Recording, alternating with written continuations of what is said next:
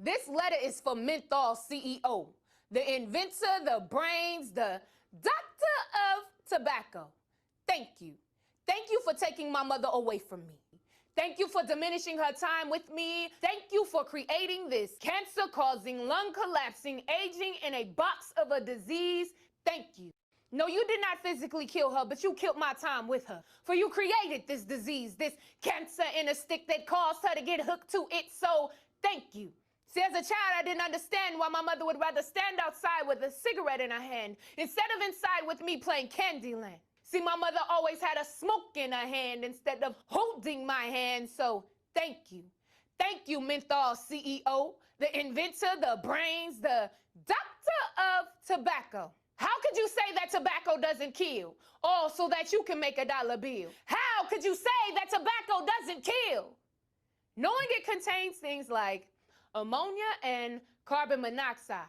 See, I can't blame my mother because you created her lover, and ever since she got in bed with it, her life has been over with. But now I must speak up on everything that you tried to hide. See, my mother almost died. Both of her lungs collapsed, and the doctors thought they wasn't gonna be able to bring her back. But my God had greater plans than that. See, I spent many nights beside a hospital bed where I cried. All because you lied. How could you say that tobacco doesn't kill? But then you're not caring because you say that it is our free will. But in my neighborhood, I seem to find more billboards marketing my kind. And to me, that is a sign because there are 10 times more signs targeting my kind. And how can you not see this unless you are legally blind? But I can see quite fine. I see that you are trying to kill off my kind. See, my mother's lungs are clear. And by the grace of God, she is still here. After 2 strokes and 2 heart attacks, I have you to thank for that. See, my mother will never be the same, but I will love her either way.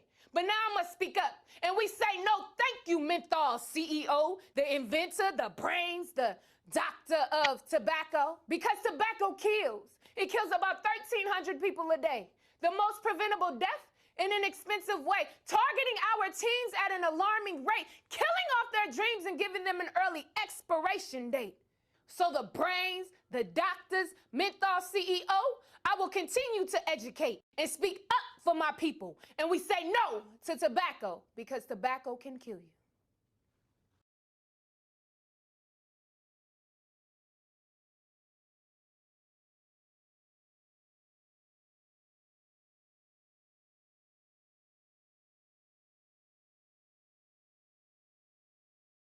Hello and welcome. Can somebody give me a thumbs up, Josh or Christoph, that you can hear and see me? Okay, wonderful. Good afternoon. I am Carol Magruder, and I'm one of the very, very proud co-chairs of the African American Tobacco Control Leadership Council.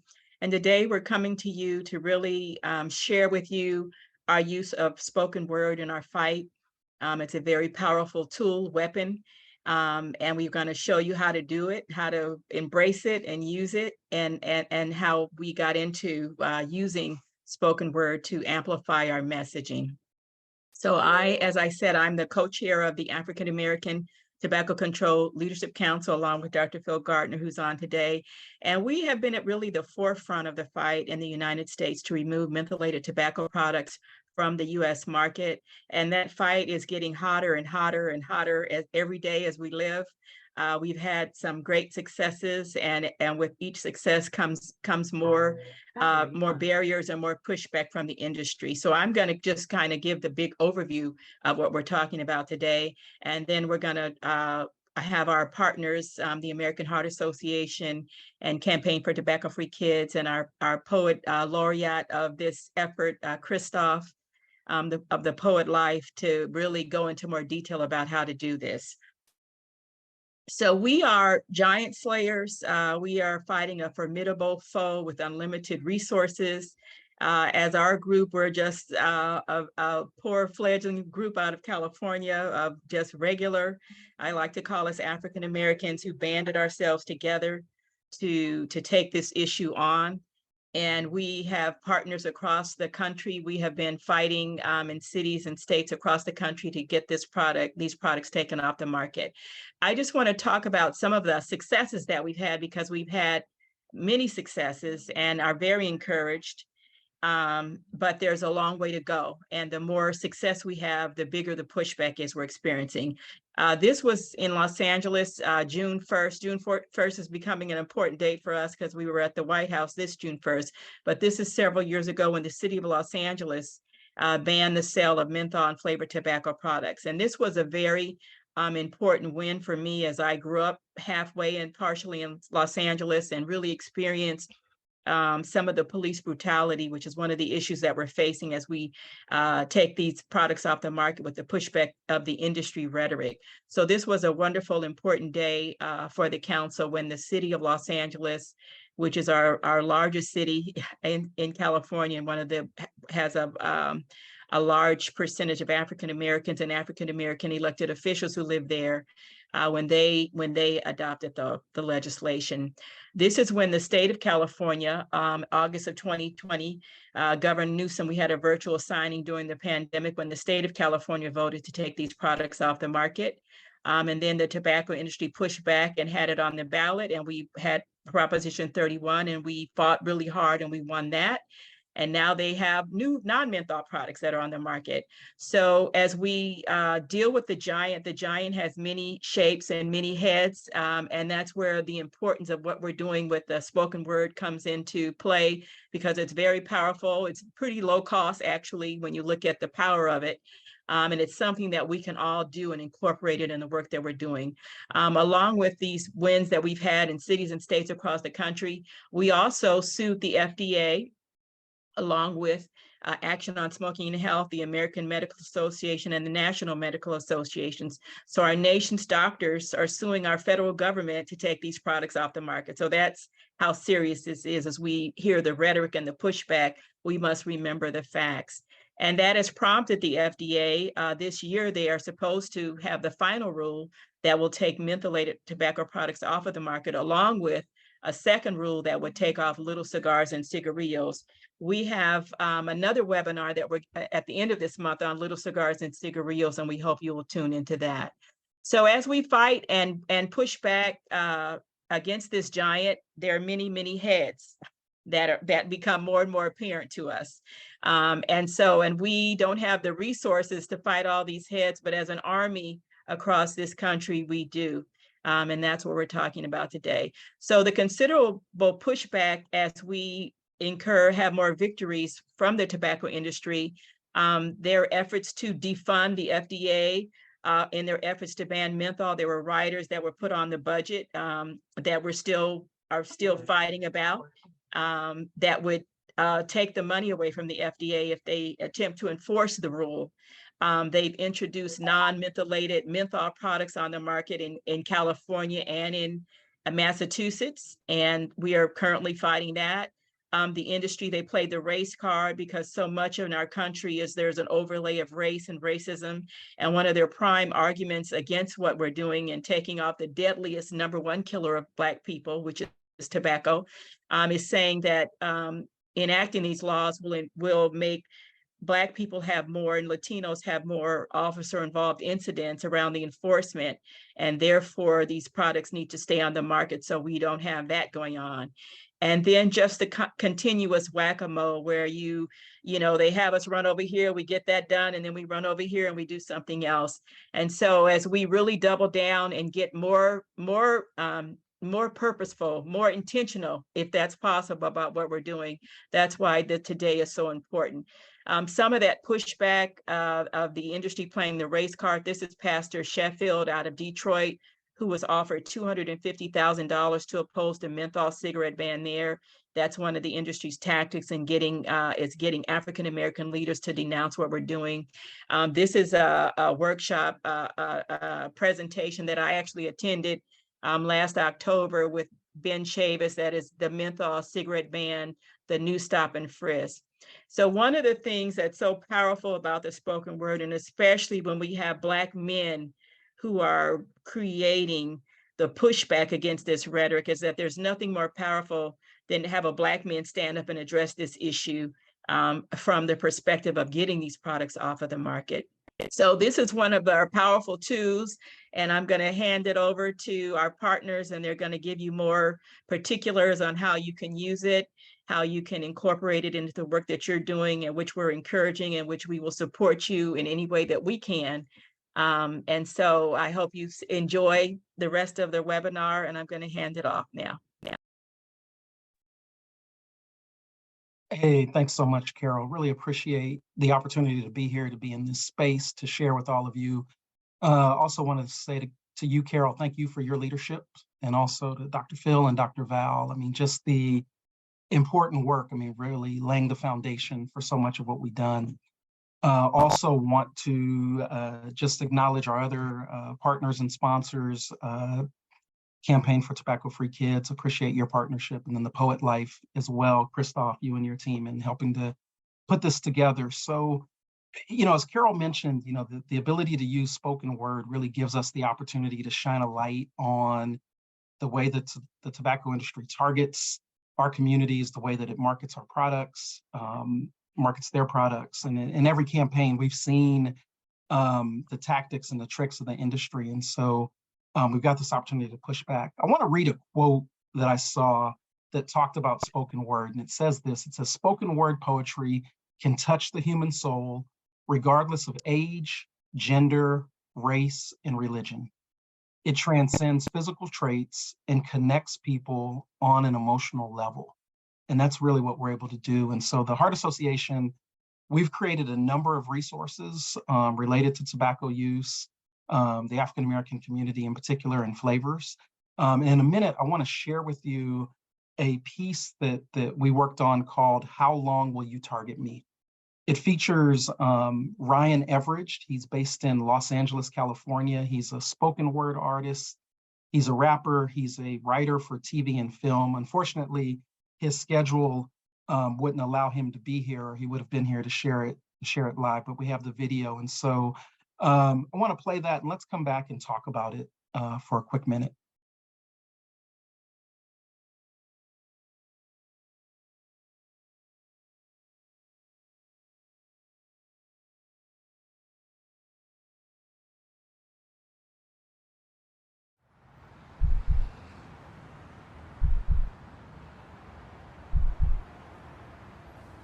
How long will you target me?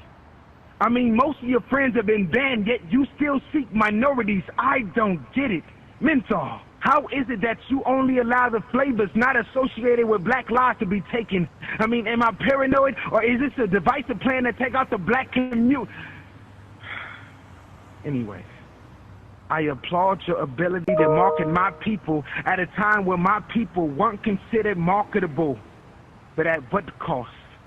Your strategy seems to be counterproductive. Although you gave money to community groups and political causes, your infiltration methods have also produced more black coffins. How many of the black youth are forced to see what's left of their parents' carcass? Yes, it is a choice to smoke you. But at what point does a choice become predetermination? You have pumped my community with advertisement and flavors, advertisement and flavors, advertisement and flavors. Your aggressive campaigning has led to generation on generation of learned behavior. Your targeting systems have locked solely onto my father, my mother, my sister, my brother, me. Can't you see the ever in your ways, but is it ever when it's done intentionally? In 1953, 5% of blacks who smoked consumed you, triple that. 1968, 14% consumed you, triple that. 1976, 42% consumed you. Now in the 2000s, 80% of blacks who smoke abuse you. Our death rates rise with your profits. And there is too much money to be made to stop it. Why should I hope to see change? You have created for us a new form of change, bondage, limited choices, a predetermined health condition, a cage. Your actions are Judas. You befriended me to infiltrate my core disguised as feel good and relief. I finally stepped out of cause and seen the effects of how abusive you really are. I'm glad that I let you know about yourself. Because if we were really cool, you would let me go. But we're not. So, how long will you target me?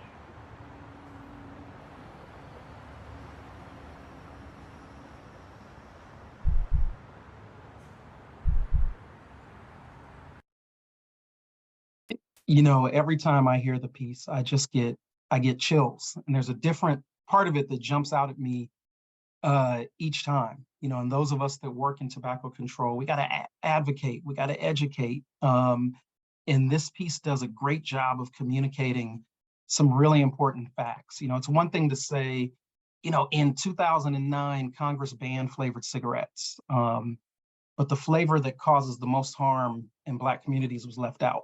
But it's another thing to say, most of your friends have been banned, yet you still seek minorities. So many great lines in there. Our death rates rise with your profits, but there's too much money made to be stop it. And so you can see so many different ways that spoken word is able to amplify and really shine a light on the problem. We're going to show one more video. This is a video from a poetry event that we did in Leimert Park in partnership with all the partners that have sponsored today's event. This was in the fall of 2022. So Josh, let's roll that clip.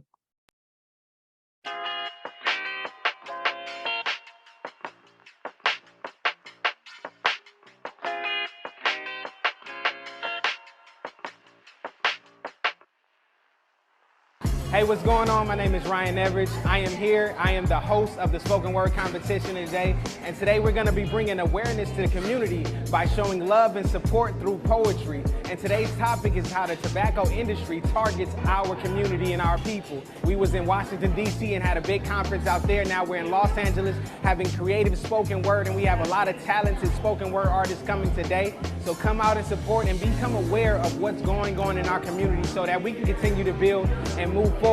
Get involved in the fight, because this is what we're here for, to elevate our community.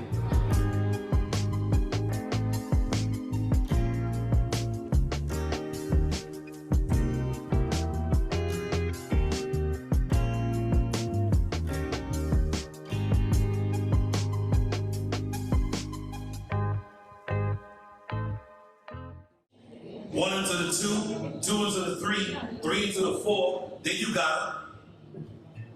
Breathe and stop, for real. Give it what you breathe. Hard to think when you can't do so, breathe.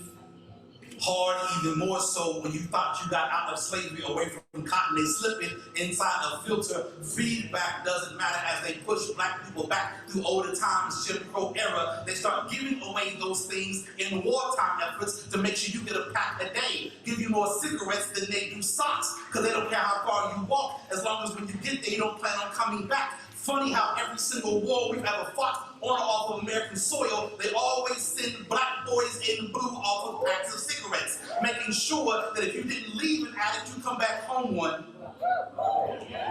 Here we are.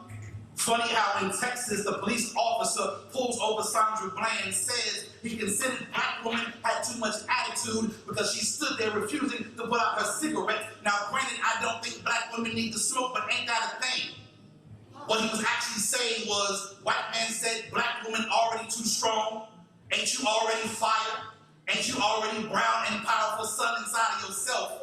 You sucking on fire stick simultaneously is fire square rooted. Too much fire inside of my face. Had to make sure she exited her way out stage left. Cigarette butt, same thing inside of a picture where they said she's standing up. Actually said she's doing workshop. Photo in jailhouse. Actually she's sitting on floor. Otherwise how is cigarette floating in left hand corner? Breathe and stop.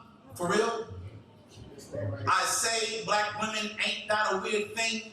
Like, ain't you already Black and strong and kissed by the sun enough? Isn't the cosmos metaphor for cigarettes? Take something Black and brown, crush it until it fits into the mold you want it to, wrap it up in whiteness, then hand it to you and tell you to set yourself on fire. And they just ask you to fire yourself. When you inhale, slowly killing yourself with tar and nicotine, tar being Black. So inhale your Blackness to a poison circumference that was never made for you in the first place. Blow out plumes of white clouds. Ain't that what angels do, heading towards heaven? And you always just kind of just wishing for heaven. Funny how they put camel cartoons on it to make sure kids started getting attracted to it at a young age. In the hood, they called it a Newport, as in Freeport, as in a new port for slaves to come in. Wonder why marketing makes you attracted to particular brands. The green and white is your flag from where you came from. Green money, white purity, and ain't you all trying to find pureness in the money you spend at your corner stores? They told you it was cool. You didn't believe it, so they took your C off, replaced it with a K, so your kids would inhale it more. Found Camels and Virginia Slims, Ultra Menthol 100s, the same thing they use to inject into dead bodies to make them look crispy fresh. They start to dip your tobacco in. Funny how you now sit with lung cancer dead, crispy fresh in suits, casket laying. I'm tired of seeing black boys and girls go into caskets too soon due to cancer tumors, and the best they ever looked was the day they were laid down to rest. Funny how the dopest suit you got is the one you died in. Native American Indians used to smoke peace pipe until colonizers pushed them all the way off the continent. Called it Thanksgiving, which is coming up in a couple weeks, so let's try to find ways to make peace. Can we have some of that thing we've been smoking when we sit down? They said, sure, we'll give you peace. Everything on the field to the left is yours as far as the eye can see. No, it was not the peace pipe they've been smoking. They actually gave them tobacco as a gift for taking over their entire land. It was never actually something meant for brown and black people to be smoking in the first place. They knew the ravages it would have placed your body, called it the dangerous leaf, called it the devil inside of this thing. But we start smoking it because they passed it around to us as a way to kill time, as a way to get high, as a way to forget about the atrocities. But ain't we lucky we got them? Ain't this a thing now? Black men getting offered cigarettes, whether you go to the jailhouse or the army, they make sure you keep a carton on you at all times, exchange it back and forth as currency. Currently, it seems as how they want to make sure you see yourself again. How they take a black thing, crumble it down until it fits their existence, wrap it in something white, make sure that your filter is full of cotton. They've been trying to give you warning signals for over 100, 200, 300, 400 years now. But by all means, you, one into the two into the three into the four, then you got, then you got, then you got, then you got.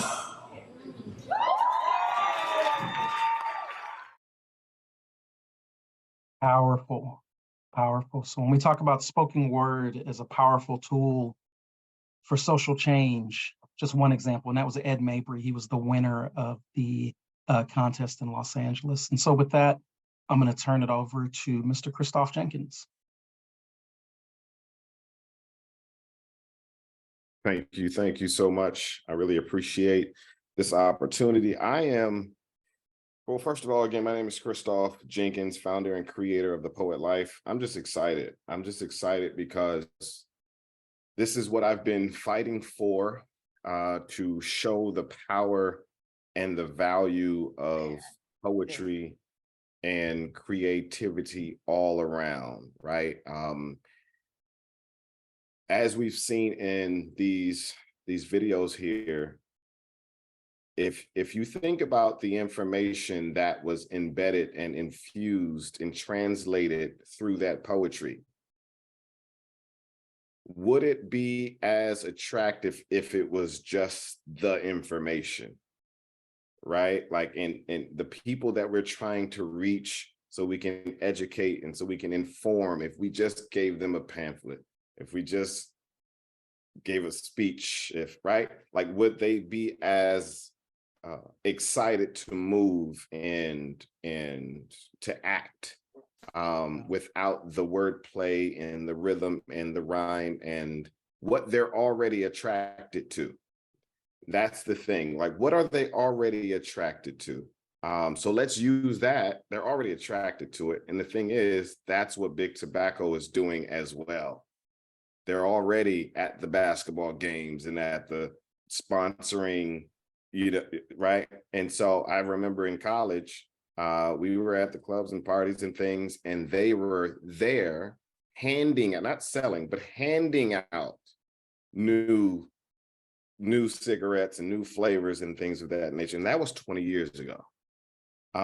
So I can only imagine what their tactics are now. And so for us to combat that, we have to play those games as well, as far as leveraging the arts and the creativity to fight against what they have there. And so I want to introduce you to The Poet Life. And first of all, that last performance with Ed Mabry. Ed Mabry is the winningest the winningest poet ever.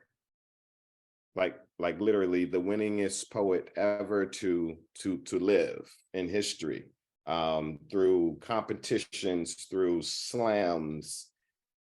And when I brought this to his attention, he was just like, as you can tell in his passion, he was just like, I need to be a part of that because my family, my loved ones have been struggling with this. And so you can tell it wasn't just the information that he received and then he wrote a poem. It's been brewing in him for years, probably majority of his life. So the poet life, our three pillars is education, engagement, and entertainment, right? So we leverage poetry and the arts to educate and inform people about whatever topic or cause it may be. In this case, is tobacco control, but also engagement as well. As you saw in that clip prior to the poem, you saw all of those people in that lounge or in that event space in LA coming together as a community for this cause. And they were enjoying themselves. And so this is what this does. Again, we're already attracted to it.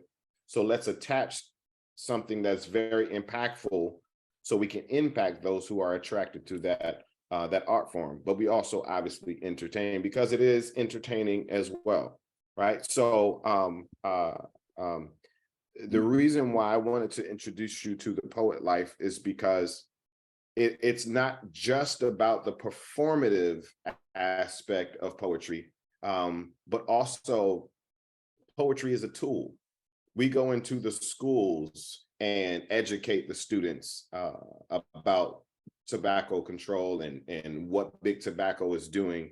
And we just wanted to introduce you to some different ways to introduce the information and education that you all have as concerning tobacco control. So as you saw, we call these poets not just poets, but keynote poets that have the ability to also give speeches, but infuse spoken word into their lectures, into their speeches. Too afterwards, she's good.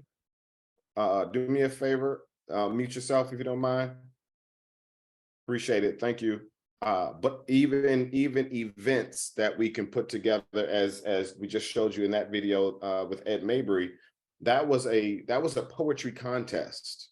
That was the poetry contest with poets that flew in, drove in, and wanted to be a part of it to use their words to help fight against what Big Tobacco was doing, but also to show their skills, right?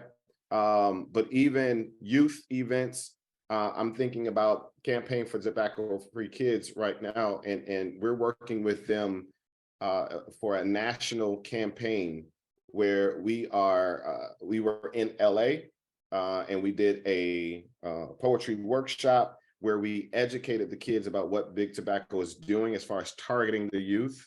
And when we did that, the kids were just like how can these adults be targeting us? Like, what did we do wrong to, right? And it was getting very emotional.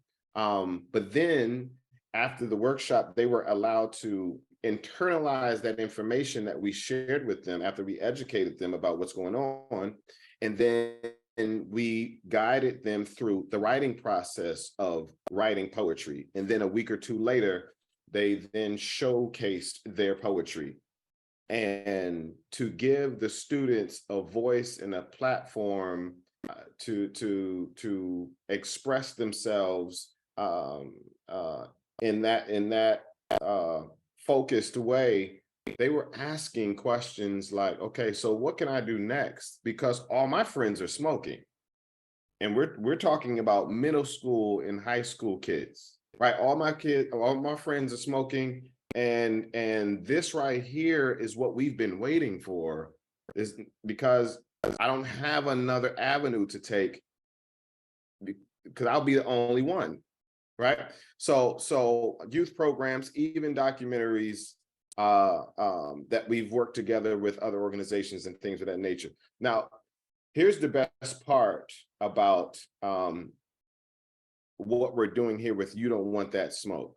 So we're giving the opportunity to, with the Poet Life, to have I guess a guide, a liaison to work with poets around the world, wherever city, state, or continent you're in.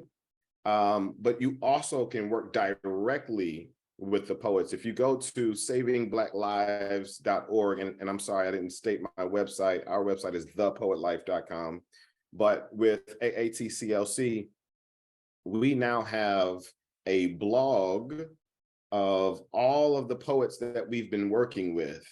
And if you go to savingblacklives.org/poetry, Charles, if you could do me that favor and put that link in the chat so they can simply just click that, you'll go here.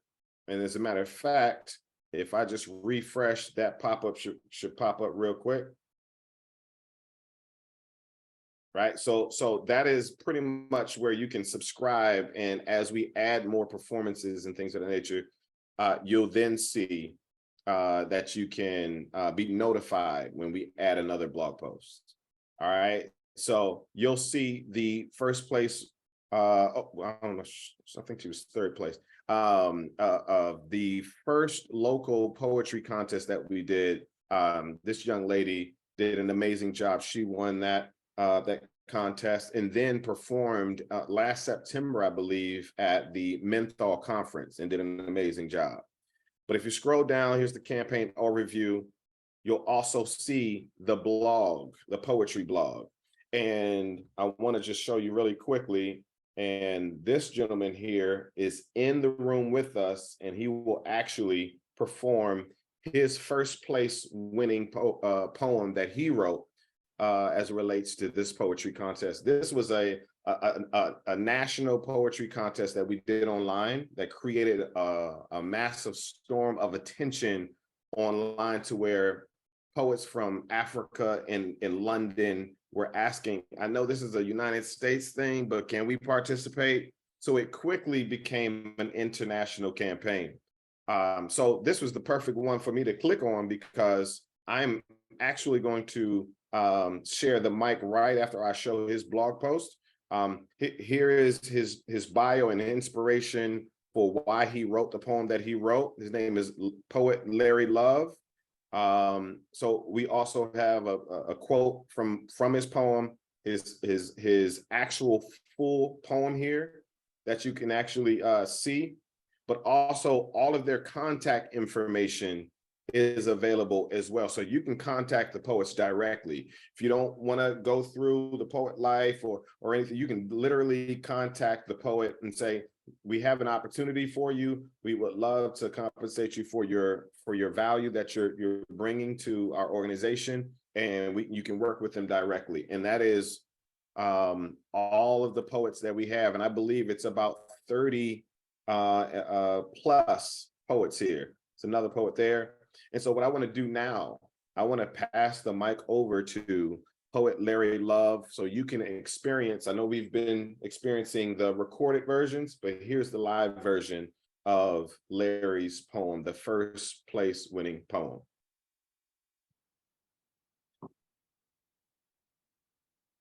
Thank you, Christoph and the Poet Life. And I'd like to say greetings to everyone who's in the room today.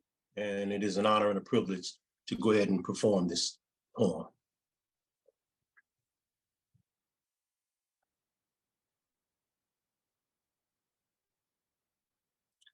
Smoke hurt my mother's lungs, pa-rum-pa-pum-pum.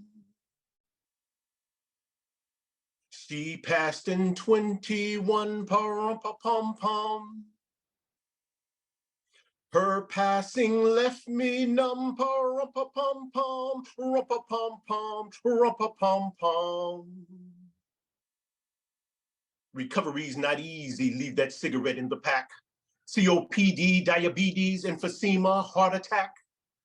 Calculate adjusted lifespan, level down the more you smoke. Chop 10 years off your existence, live in fear of deadly smoke. I'm no expert on tobacco, but I know more than I like, because I watched my mother suffer. I was by her bed each night. Breathing treatment, breathing tanks, oxygen machine at home, plastic tube inside her nose, her lung capacity was gone. Oximeter for her finger, this device, I know it well, used to monitor and measure oxygen in red blood cells. Mama, focus on your breathing. Don't be nervous, I'll be near. Hold my hand, I'll never leave you. Doctor, hurry up in here. Something's heavy on her rib cage, putting pressure on her chest plate. Her lungs are locked in battle, badly breathing. I'm yelling, death, wait! It was too late. I watched her health deteriorate. Tobacco-related diseases continue to escalate the Black mortality rate. And sadly, tobacco's damage isn't yet done. Smoke hurts my people's lungs, pa-rum-pa-pum-pum. We're dying one by one, pa-rum-pa-pum-pum. These passings leave me numb, pa-rum-pa-pum-pum, rum-pa-pum-pum, rum-pa-pum-pum. Hands up, don't shoot, you say from the north to the south. An hour later, your hands go up, putting that cigarette inside your mouth. The secondhand smoke floats through your dwelling's ventilation, exposing others to diseases caused by passive ventilation. Ignorance is no excuse, but being targeted is a thing. Big tobacco locked and loaded, replacing bullets with nicotine. Our community's in the crosshairs, direct line of fire. And since we know that Black lives matter, drop those cigarettes and that lighter. While we fight for social justice, reparations, and equal income, the industry of tobacco is attacking our respiratory system. Pay attention to what they're doing. Their devious tactics should alarm us. They're buying billboards and bus benches, promoting products that will harm us. Church, liquor store, motel. Church, liquor store, motel. I pray that the cigarettes you bought from the store don't leave you choking in a cheap motel. Marlboro, Newport, Camel 2, Virginia Slim and Winston, I didn't forget about you. Maverick, Pall Mall, Santa Fe and Cool. Got children using e-cigarettes. They're vaping in these schools. Fun flavors for the vapors. They're enticing young Black youth. Only we can save our future, so let's start fighting for our youth. Tobacco is coming for them. Smoke hurts my people's lungs, pa-rum-pa-pum-pum. We're dying one by one, pa-rum-pa-pum-pum. These passings leave me numb, pa-rum-pa-pum-pum, rum-pa-pum-pum, rum-pa-pum-pum. Thank you.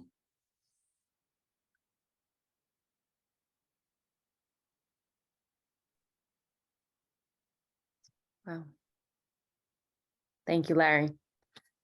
Thank you. That was so good. Hello, everyone. I'm Camille Sanchez, and I'm the Associate Director of Community Outreach with the Campaign for Tobacco-Free Kids. Before I jump into everything, I think that we should give a round of applause to Larry. That was really good. Something that I love about this project, right, an ever-ending project that we're doing now, is the passion that you get out of everyone that shares their story through their spoken word. It's not just grabbing the facts and throwing them into a poem. It's always passionate, and it's always driven by either something that they experience or something that someone close to them experienced. And I think that it's a reminder to all of us to really let our passions and the things that we love and the things that impact us, whether it's painful or not, to really drive our work and really drive the change that we're trying to make. So thank you again, Larry. Again, so I wanted to quickly share a bit about who we are and why youth and why spoken word.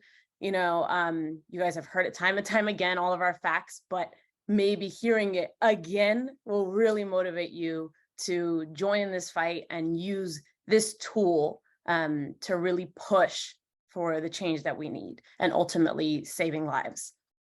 So the Campaign for Tobacco-Free Kids is the leading advocacy organization working to protect children and save lives from the #1 cause of preventable death, commercial tobacco use. For more than 60 years, the tobacco industry has deliberately targeted Black and Brown communities, especially kids, with marketing for menthol cigarettes. So as we heard from Carol earlier, what can we do? Eliminate menthol cigarettes. By eliminating menthol cigarettes, we can protect kids from tobacco addiction, advance health equity, and ultimately save lives.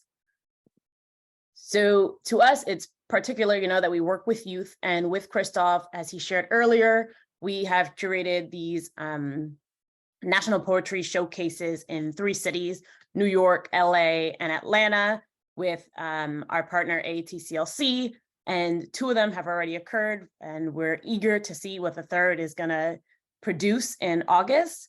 And the reason that we targeted youth to participate in this is because 90% of adult smokers begin this deadly addiction as teenagers or earlier. Flavored e-cigarettes are addicting a new generation on nicotine, putting millions of kids at risk and threatening decades of progress in reducing youth tobacco use. Since 2014, e-cigarettes are the most popular tobacco product among youth, and they are widely available. You see them everywhere.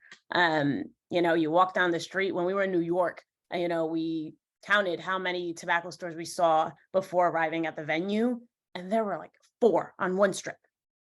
So the youth are seeing it before they go to church, before they go to school, before they go home, after, and then, very low. I have a 5-year-old son. He's little, right? So to his eye level, you see the Pokemon and all these little cartoon characters that they know, and they get excited because they think it's a toy or something for them, but it's not. But it's a tactic, right? So I wonder, how many of you know that e-cigarettes contain as much or more nicotine as a pack of 20 cigarettes? So youth are not just experimenting with e-cigarettes, they're becoming addicted. And as a result, our young people are critical and powerful voices in this fight against big tobacco. They encourage their peers to be tobacco-free, stand up to the tobacco industry and its deceptive marketing, and urge elected leaders to take action. Through our youth initiative programs, the Campaign for Tobacco-Free Kids fosters young leaders who are striving to make the next generation tobacco-free. And then how does spoken word fit into this all? It's simple, poetry is activism, as we've witnessed throughout this webinar. Line by line, it contains the potential to ask difficult questions, participate in literacy spaces, and to push past discomfort and to build worlds where possibilities drive us.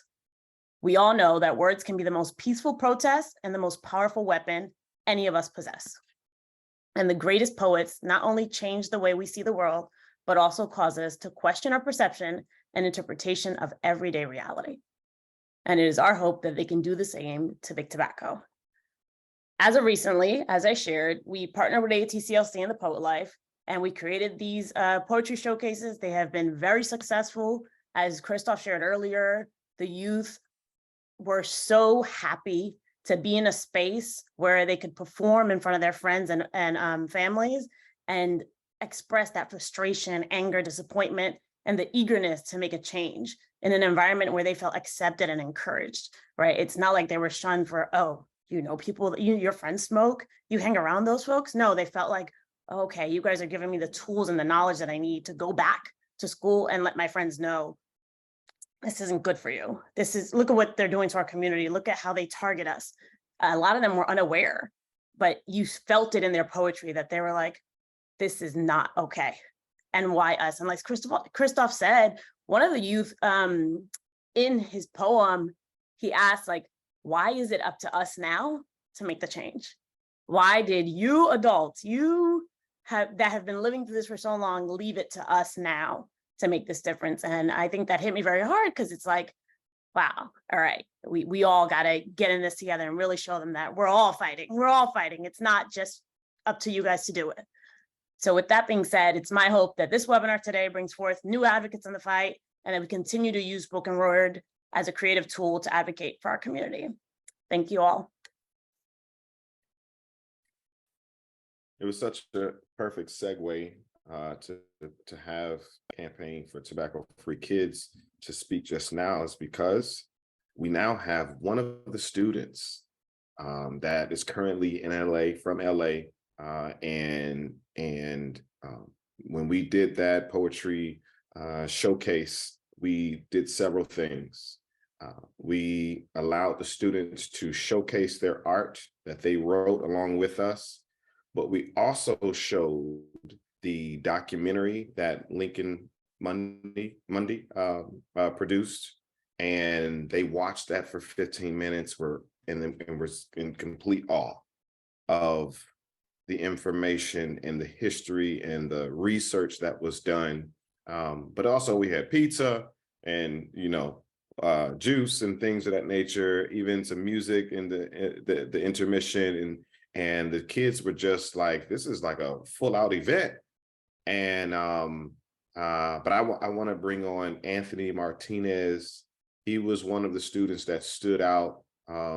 At the time, he was a little timid. He didn't think his poem was great, but when he spoke, we were like, what are you talking about? This was amazing. This was an amazing poem. And I'm really excited to reconnect with Anthony and for him to perform this on today. Here's Anthony Martinez. Hi, good morning to some of y'all and afternoon. My name is Anthony Martinez. I feel honored for this opportunity, right? I still haven't gotten a title for my poem. It's something I'm still looking into, and yeah, I'm gonna get into it. First, she catches your attention with the voices of her victims that say things like she takes your problems away or she relaxes you. She spits lies without even opening her mouth. She dresses nice and even wears a fruit and candy flavored lip gloss. She will be with anyone who needs her. She does not care about your age nor gender. If you're tall, short, confident, or insecure, happy or sad, not even your age. Discrimination does not exist within her, only when it comes to being with her. Because she does not like it when communities start rising. So she throws herself to the Black and Hispanic community. She saw it easy to capture Latinos because we were lucrative and easy to reach. She kills over 45,000 people in the Black community each year. Her heart is always on fire, ready to burn your lungs. When you give in and kiss her, your lips, touching the lips of tobacco, sucking in the air full of smoke, infected with nicotine. And as you smoke your sorrows away, the nicotine does its job. It wraps you with the chain of addiction and teases you, adding more stress and sorrow so that you take more of her. She is strangling you, holding you tight so you can't breathe. But you, blinded by its effect, you take it as a caress, a hug of love. She has killed 8 million people worldwide yearly. But the youth, being blinded by their darkness, they treat her with love, spend money on her, and give her their time, while she is killing them, slowly, bit by bit. And that's my poem for against tobacco. Thank you. I appreciate the opportunity. You all see what I said, what I'm saying? For him to be a teenager and to know how to write like that, to like the tobacco to be a woman, or to give it a person like attribute, that's high level skill, and it's just amazing to me. So what I would like to do now, well, first of all, thank you, Anthony. Thank you so much. We really appreciate it. We look forward to staying connected with you and your friends as well. I would love to open up the room to questions. I'm trying to think of the best way to do this. The hand raise feature. I'm not sure if everyone knows how to do that. Camille, could you do me a favor and inform them how to raise their hand for those who have questions? Of course. So you are welcome to put your questions in the chat. And if you'd like to raise your hand, if you go down to the bottom of your screen and click where it says reactions, you'll see like a heart, laughing face. And at the very bottom of that, you'll see a place where it just says raise hand. So feel free to click that, or you can even just put in the chat, again, I have a question, and then take yourselves off of mute. We did get one question in the chat earlier from Elizabeth Emerson. She says she's asking for the Local Lead Agency Project Directors Association. Where can local tobacco control local lead agency directors get the first video that was shown? Okay, and so the first video was of 6 Foot of the Poet, and I'm going to go ahead and put her the link to her video in the chat one more time. I believe Dr. Gardner put it in the chat earlier. but I'll just add it there again. And actually, Camille, speaking of 6-footer, she just stepped into the room. And it's an honor to have you, 6-footer. Thank you so much for your contribution. I just wanted to highlight you and shine some light on you. We just saw your performance. And this is Carol. Can I tell the 6-footer story? Do we have time for that? Sure. So this spoken word endeavor came about. It's really been 8 years in the making to get to the point of today. Dr. Val and I were back in Baltimore. This is before the Freddie Gray incident. Baltimore actually had introduced this at the Baltimore City Council, and Baltimore is a very important city to get because of, you know, the prevalence of Newport cigarettes there and the misery of our folks. And we had gone to the city hall because we were going back for the meeting, and that particular day was a day when everyone went to Annapolis, and we just happened to catch this poetry contest that was there. So we decided to stay. And I saw, first of all the poets were great, but there was one young man in particular who was probably about 13 or 14 years old. And he did a poem. His piece was called, "I Got a Target on My Body. Won't Somebody Help Me?" And that poem has haunted me as an adult woman and unable to protect our children, our Black boys and our community against so many different things that are attacking them. And I just felt the power of that. And so back to San Francisco, then some years later, we talked about it, and we had the opportunity to do it in Baby Hunters Point in San Francisco, which is the neighborhood where I grew up, in the community. And as you're moving forward with these, you know, we want to tell you how to do it. It's important to do it in the community. It's important to support local businesses if you can. It's important to make it fun and exciting, which it was. And that was how, and we had a contest, and we pulled some pennies together because we have cash awards or gift certificate awards, $500, $300, $700 for the first place winners. And that's important. And we're going to talk about compensating our artists. And that was how we met Tasha Turner, 6-footer. And she has gone on to do a lot of work in California. Her work has been featured on the California Tobacco Control Program's website, and the particular part, We Are Not Profit, that deals with African Americans, that we are not just a profit for the tobacco industry. And so I'm just so proud of all these years. And her mom since passed from her smoking-related illnesses. She's had a baby with us, and so she's part of the family, and really was one of the people who helped to spur this and helped us to build it out. And I'm just so excited now that we have Christoph.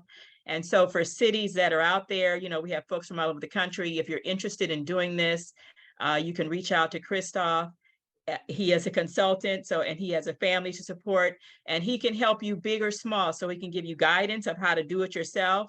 We can help you, furnish you with all the things you have to think about, how to judge people, how to get the judges, the criteria for selection. He can reach out to his network of poets all over the country to help facilitate that. Really want to see this in our California schools, because we have California Department of Education has money through their tobacco use prevention and education funds. And so this is a wonderful vehicle to get our children involved, to have authentic voices, to give our children something to do that's productive. And also for folks on the call, this is a great tool to use at a city council meeting, doing the public comment, to have a young person come up and do their piece is very powerful in moving our agenda forward. So that's the long version of Tasha Turner, 6-footer. Beautiful, beautiful. As I stated in the chat, does anyone else have any questions? Don't feel shy. You can either put it in the comments, and then we'll just go ahead and answer, or you can raise your hand and then I will announce your name to unmute yourself. But we would love to have your questions, comments, or even suggestions. Okay, I see a hand up. Oh, okay. Go ahead, Tracy. Yes, thank you, Christoph. Quick question. You mentioned that the Saving Black Lives poetry, that you have a listing or a blog of all the different poets. Is that at a national level or just at a local level there in California? That is a national, those are poets from across the country. Gotcha. Okay, needed to know that. And then what about the international aspect? Because you talked about, once it got out that you all were getting, attention on the international level. Yes, I think one or two were international, but if you need the international network, we can definitely assist you with that. Okay, great. Thank you. No problem. Thank you for your question. Okay, Camille Sanchez. Not a question, just a reminder. Well, quickly, Christoph, Charles said maybe you should show the website again, how to navigate it. And Gotcha. then I just wanted to remind everybody that, as cliche as it sounds, remember that we are better together, right? It's so much better and more effective when you join in with other groups and organizations and folks that are doing this work. When you try to go at a monster by yourself, it can be very intimidating. So the more we work together to do this and we tap into each other's resources and, connections, we amplify our message just that much more. Yes. And Camille, that I can't agree with that more, and that this is a real community builder. It really builds community. And it's, even though we're the African American Tobacco Control Leadership Council, it's open to everybody. Everyone is welcome. And so we are working on the menthol cigarettes, but hookah is a big issue. The little cigars and cigarillos are a big issue. And so even if you're going to have contests, that you want to open it up so that it's relevant for people with a focus on what we're doing, but also the hookah and the e-cigarettes and the little cigars and cigarillos are just really as important and can be highlighted. So it's a way to educate and engage people, to build an institution in your community with real authentic community voices, and to build a sense of community. Most definitely.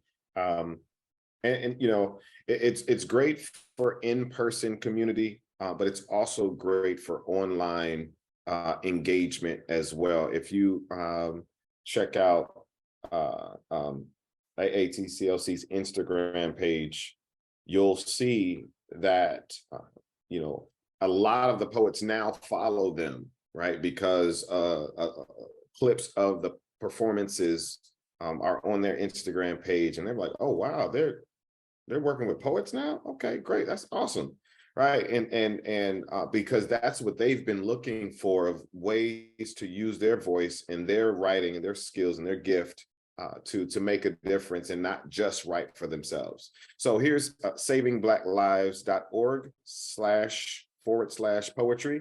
This is the page that displays the blog. And so basically you can go through all of these pages. This is like 5 or 6 pages of poets and their contact information. Here's a young lady, did an amazing job. And it's very hard to judge these because the skill level is so high, so that's the hard part. I think that's the only hard part with all of this, is trying to judge. But if you also are a poet, if you know poets, they can even submit a poem to this blog, right? So we can continuously grow this blog to where we all know where to go to get some great poetry as it relates to tobacco control. And you can also use these poems just like we're doing here at a webinar. But if you're trying to connect with your people or your supporters, you can leverage this blog and show them some of the videos as an example, as we've done here. Any more questions that you may have? Can you click on? Christoph, I have a question. This is Camille Cummings. Yes. Can you talk a little bit about what it looks like for a poet to make a public comment using their poem? So I know public comments are usually limited to about 2 to 3 minutes. So can you talk about what that looks like? When you say public comment, I think I can talk about it since I'm the one that suggested Okay. it. So when we're in the process of helping fighting for legislation to get pass laws in cities and states across the country. With any elected body, there's a period where the law is considered, it's discussed, and there's a public comment period for people to come up and to say how they feel about it. And everyone has a right to do that. And so someone could simply, for their public comments, you can say whatever you want to say. And you would just have to stay within the time constraint, which is usually 2 to 3 minutes. And you would come up and you would say, I'm so-and-so and I support this legislation. And you would simply just do your piece just like that and say thank you at the end. And it has not been done before, and so we want to do it with somebody's. And now with Zoom, also many of these elected bodies, they're still meeting virtually. People are going back to in person, but I think it'd be very, very powerful to have someone come up, anyone really, and just do their 2 minutes, whatever they can do. Because when you hear these pieces, there's really nothing you can say. There's no rebuttal. You know, it's powerful, it moves people, it's authentic, and there's nothing you can say but listen to what the person is saying, their experience.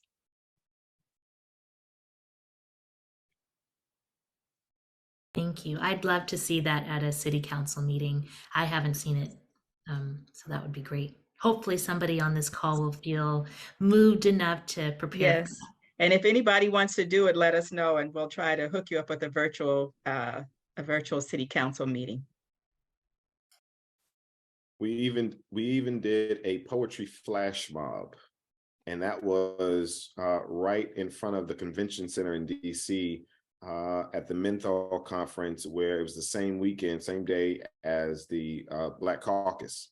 And right there on the sidewalk where people were walking back and forth, where we created a big crowd, we had a speaker and microphone, and the poets did their poems just like the ones you heard in front of all of those people.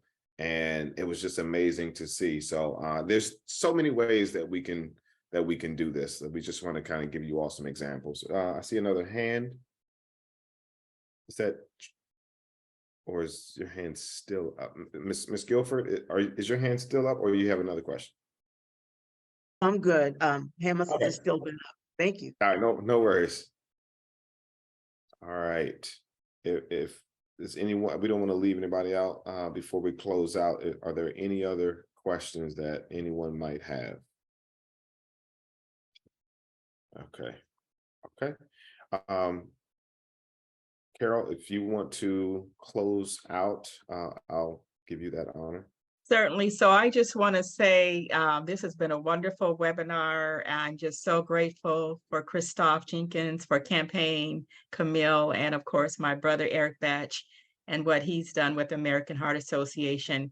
Everyone that's listening to this webinar that might see it in the future, you are now officially anointed to go forth and to use this tool, this medium, to further our fight, to educate our communities, to educate our children and adults, build community capacity, have fun, be entertained in a positive way.